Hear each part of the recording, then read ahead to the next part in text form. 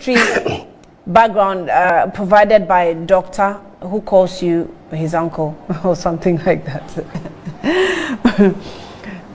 Thank you, Annie, and good evening to the panelists and then my very good brother, Dr. Issa Moro. I certainly disagree with his analysis. But before I go into it, let me correct one impression that is on your screen there. It reads that the Boko skin in limbo. I just read it there. That Boko skin in limbo. And with the greatest respect to you, Boko skin is not in limbo. The Boko skin has a chief. I don't know what Boko skin in limbo. Where on the screen? Yeah, it was there. Yes. It was there. Okay, yeah, so on the screen, yes. Okay, so can they pull it down? Yes, the Boko skin in limbo. Yes. Producers, please Boko be careful what you write. It's not in limbo. Yes. Please, I beg you, be careful what you write on the screen. Now, what I have in our monitors, so I don't know what's going on outside. So please, producers, Boko skin is not in limbo, in fact. So it's kindly, not in limbo. Yes. So kindly pull it down. Let's put it in. There is a Karen Bokunaba, who is the paramount chief of Kusauk. He is registered at the Traditional Council by law. He is registered in the Upper East Regional House of Chiefs. Okay. He is registered in the National House of Chiefs, and he has been gazetted. So so he has been a chief since 1984. So the Boko skin is not in limbo.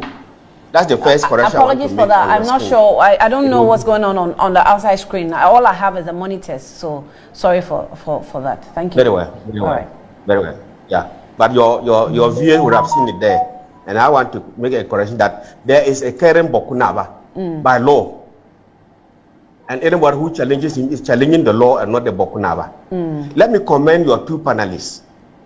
They have approached the issue in a very matured manner. And then I want to say that my friend and brother, Dr. Issa Moro, is living in the past with the greatest respect. He still talks about colonialism. All what he's saying is colonialist claims that he's making and nothing real. Let me state that, admittedly, if Boko has a conflict, it affects Ghana. Boko is strategically located. Boko shares a border with two neighboring countries, Burkina Faso and then Togo. And quickly, before my uncle continues, I would like to caution him on the use of words. I respect him so much, but using words like "I'm living in the past," honestly, I won't take lightly to that. Okay. To be honest with you. Okay. Yes. Let's cool heads. Yeah. Okay. I'm saying that your whole story is based on colonialist claims. That's what I'm saying. That one is not an insult. It's colonialist claims. I talk about Nagbewa, I talk about Ya, Na, and then Mampurugu and whatnot. That's why Annie asked you that what you are saying now, whether they are still relevant in modern day Ghana. That is what the host asks you, whether what you are saying now is still relevant in modern day Ghana. Suffice it to say, however, Annie, that Kusasis are the original settlers of Boko. And the Kusasi state has 6 constituencies or 6 administrative districts now. You have Garu, you have Timpani, you have Pusga, you have Boko itself, you have Binduri, and you have Zebila, where I am the MP. These are Kusasi areas, and Boko is the administrative capital of our traditional area. How did the Mapuche come to Boko? We have it on record. In fact, Annie, if I meet you tomorrow, and even your panelists, there is one document that summarizes everything. A committee of inquiry was set by the colonial governor in 1957 to ascertain the claims of the Mapuches and the Kusasis as to who are the legitimate and rightful owners of the Boko scheme. The committee found in favor of the Kusasis that Boko is Kusasi land, that the Mapuches came to Boko during the trans-Saharan trade. That was a very busy trading period.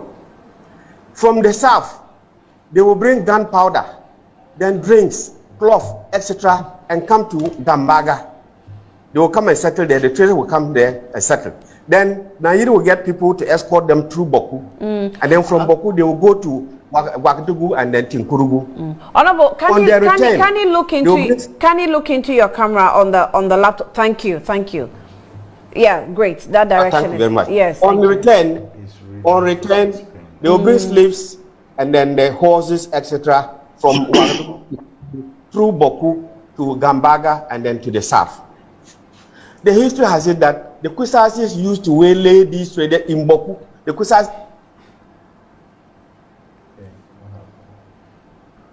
He is reading from a screen, so please bear with him.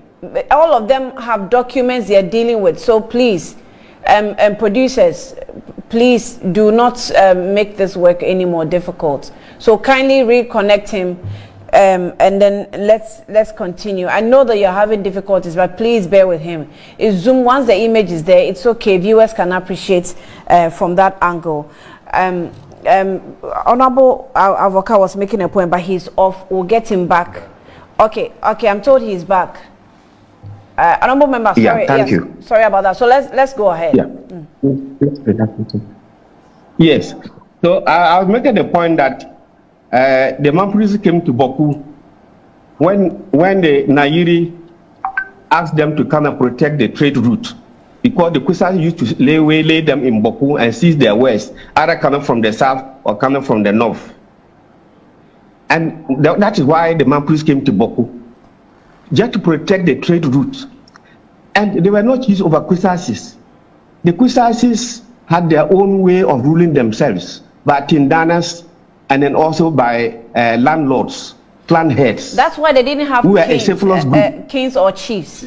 That's why they didn't have a centralized chief like they had in Mampurugo, they had in Dagbong, and they have in the Yabongora in Gonja. The Kusas didn't have that. And that was not only peculiar to the Kusasis, it was peculiar to all the tribes in the Upper East and Upper West regions. The Frafras, the Kasinen and Kanis, the Dagabas and the rest of them are a cephalous group. So that was how, but we had our own traditional rulers in the form of Tindanas and clan heads. So when a Nigerian sent his boys to come and man the trade route, they only ruled themselves. They were in charge of themselves. Then suddenly the white man came to Nalerugu and proceeded to Boku. At Nalerugu, he had seen that the whole Mampurisi kingdom was under Nairi. He had seen that in the northern sector, the whole of Dagbong was under Yana. He had seen that the whole of Gonjas was under Yabongura. When he proceeded to Boku, he wanted to see one chief in charge of every Kusasa area, where none was existed in that capacity. So, because he had settled in Gambaga, he proceeded to Boku, Mampurisi princes, interpreters, cooks, and they sent him to the house or to the community where the Mampurisis were there as protected the trade route. So, the white man added them those powers and they became chiefs over Kusasa area. In fact, the Nairi was declared paramount chief over the whole of Kusasa area, Frafra area, Kasinin and Kare area, and Mursa. So it wasn't only Kusau. It is not true that Nagbewa and all other the other ancestors have been coming back to Kuzga to sacrifice. It's not true. I am 70 years old plus, and I have not seen anybody come from a northern region to come and sacrifice anything at Kuzga. In any case, there is no Mampusi chief in Kuzga since time immemorial. So that was what happened. So in 1956, the Mampusi Bokunaba died. And the Kusas have been agitating and struggling for self-determination, for independence, just like Kwame Nkrumah were fighting for independence for Ghana. So, but this was a local independence. Yes, Nkrumah's slogan of independence now, in the shortest possible, and now, and not in the earliest possible time, like the UP and the rest of them, caught with the Kusasis. Some of them who are returned from First and Second World Wars, and some of them who were educated. So they were fighting through constitutional means, through lawful means, until the last Mampurisi Bokunaba died in 1956. In 57, the Mampurisis, June 57, the Mampurisis went to Dalerugu so that Nairi would enskin them. While they were there, the Kusas gathered in Boku and elected the Keren Bokunaba's father as the chief. The colonial governor, Lord Listowel, then said that, look, I cannot arbitrarily recognize a Kusasi man or a Mampurisi as chief. Let me set a committee of inquiry to ascertain the claims of the two parties. So he said the Opoku Farah committee to investigate. The other two members were the then Domahini, Nana Ajimandua, then Tumugu Koro, Luru Canton II. They, together with Opoku Afare from the Volta region, went to Boku and went into the matter and concluded that, in fact, the Mampurisi were settlers in Boku. They came to protect the trade route, and that for the interference of that Nairi and then the white people, the Kusasi would have developed their Tindanes and clan heads into normal chiefs, and we know them today. And in 1934, the Boko Naba didn't control it until 1934, when DC signed. DC signed brought all the chiefs from the 6 areas. The Kusasi area divided into 2 traditional areas or 2 geographic areas, Tonle, Zebula area, and then Nagole. The white man said that I'm in Boku, I cannot go to 18 miles and do work. I cannot go to Agole 18 miles. So you all come together and elect the Boku Naba, accept the Boku Naba as your paramount chief, your leading chief. The Kusasi gradually did that. So the Boku Naba became Kusasi, head of Kusasi chief and Boku Naba. How can a non-Christian man be head of Kusasi chiefs? And if I can come in quickly just to set. Doc, please hold on. If you can mute Doc's mic. Okay, thank you very much. Yes. Thank you. So if I have the document, the Committee of Inquiry report, we cannot really litigate the history or rewrite the history. And I will give you a copy of the Committee of Inquiry report, Boko Affairs. I have it in my hand here. I will give it to you tomorrow and your panelists. The summary of the Kusak state is there. The matter is there. After the committee found in favor of the Kusak state, the Mampurisi were aggrieved and went to the High Court. At that time, the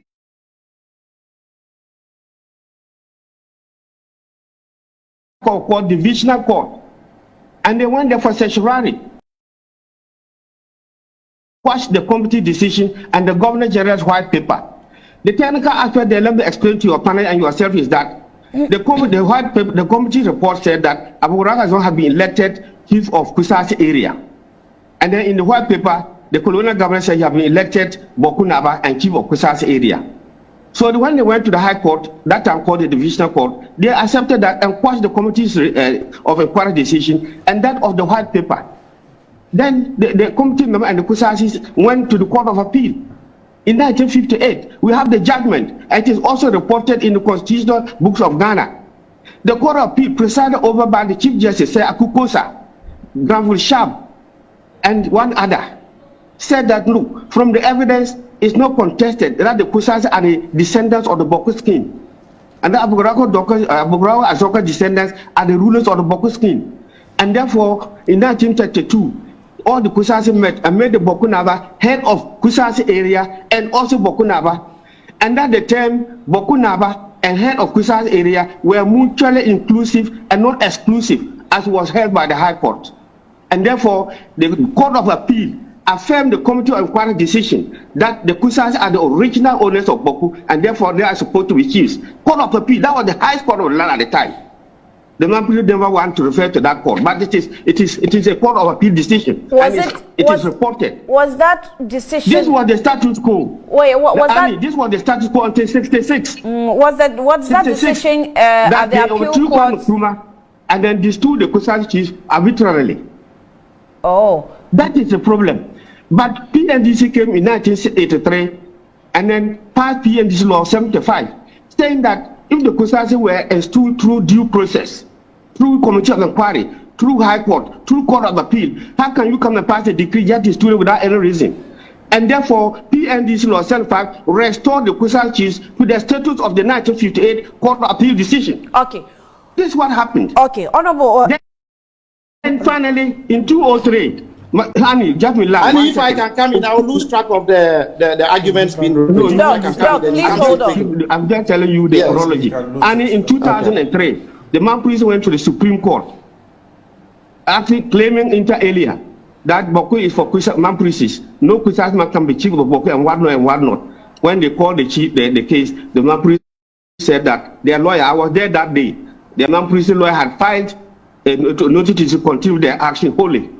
And when the Supreme Court just asked him why he brought all those chiefs from Nalergo, from Boku and whatnot, and what is continuing the matter, he said when they read Boku Naba's lawyer's defense, they have no legs to stand. And the Supreme Court just asked them, you have no